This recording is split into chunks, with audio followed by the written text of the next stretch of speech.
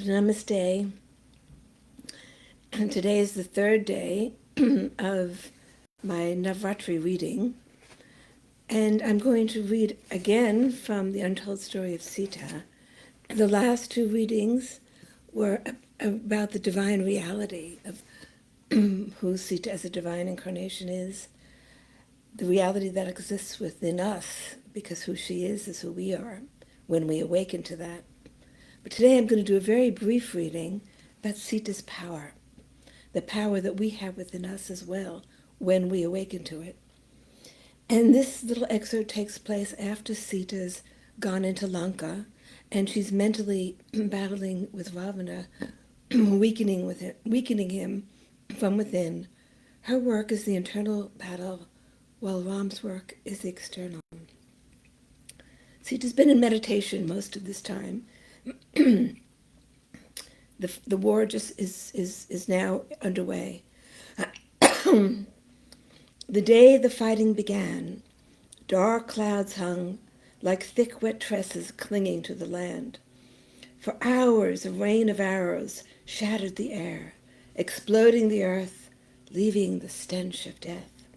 Day after day, the battles went on, until many of Ravana's top generals were killed, including his son and heir. The pain was unbearable for Mata. She could not distinguish one death from another. It no longer mattered to which army they belonged.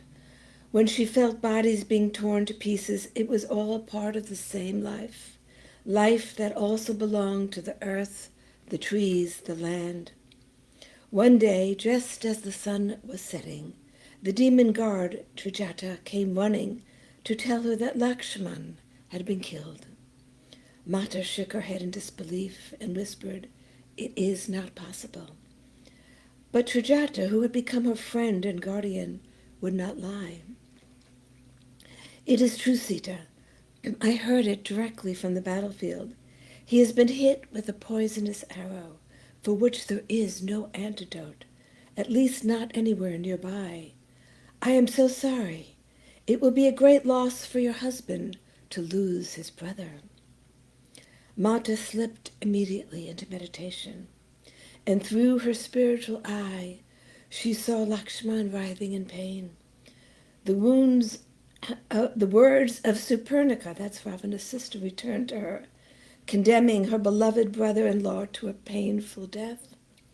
Sri Ram was seated beside him, wiping his twisted face with a wet cloth soaked in medicinal herbs, trying to calm his agony. She saw a physician there instructing Hanuman to go in search of the sacred Sanjeevani plant, the only medicine that could counteract the poison. But he had to return within a few hours, the physician said, or the plant would be of no avail. Time was of the essence, as the poison was entering his bloodstream. Only once before had anger arisen in Mata, when Ravana had grabbed her by the wrist, but now anger rose again. Riding a wave of fire that shot up through her spine, she found herself exiting her body and standing before Lakshman. She wanted to reach out to him, but she was not in physical form and could not be seen or heard. She could not touch him or do much to assist. As she stood there, thus wondering how she could help keep him in his body until Hanuman returned, she saw a shadowy figure approach. She immediately recognized Yamadev, the Lord of Death, coming to lift Lakshman's spirit from his body.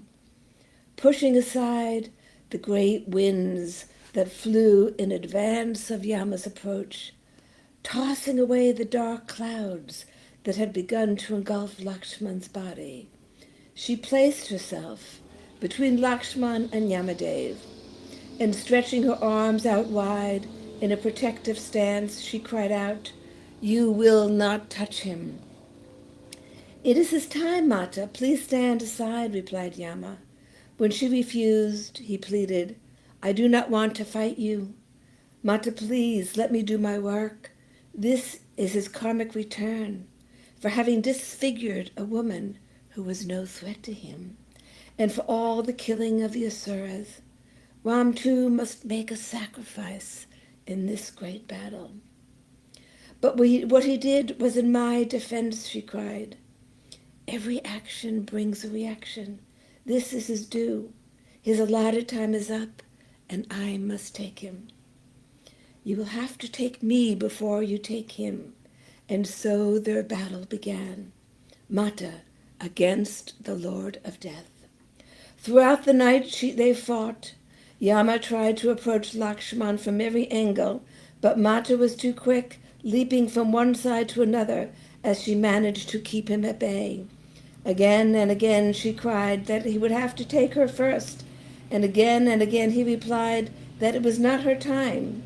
Finally he said to her, I will leave him, but you will have to give me something in return.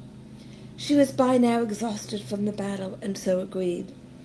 I will take some years from your life and extend his, Yama said. She nodded. As soon as she gave her consent, she saw him fade away into the distance, and the dark clouds around Lakshman dispersed. Realizing that Hanuman would soon be back with the sacred herb, Mata also withdrew. She awoke some time later to find herself lying on the grass beneath the Ashoka tree. It was just after dawn, and Sujata was standing beside her, trying to revive her, telling her that Lakshman had survived the wound.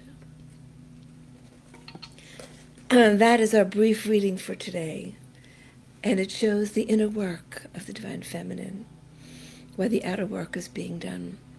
Tomorrow we'll continue with readings about the fierce aspect of the Devi. For reading number 4 for Navaratri.